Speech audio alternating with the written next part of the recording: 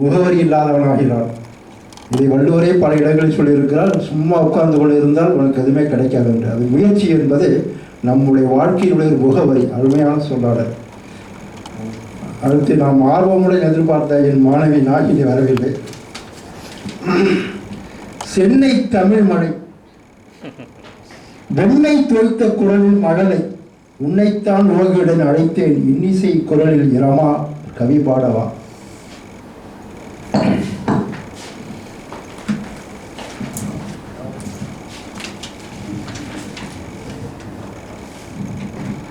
இங்கு வந்திருக்கும் அனைவருக்கும் கிறிஸ்மஸ் நல்வாழ்த்துக்கள், புது வருட நல்வாழ்த்துக்கள். எனது சிறிய முயற்சி. விந்தையிலும் விந்தையாய், கோடியில் ஒரு விந்தாய் வெற்றி கண்டாய். 300 நாள் தவமிருந்து புது உலகம் காண கர்ப்பப்பை வெளிவந்து வாகை சூடினாய்.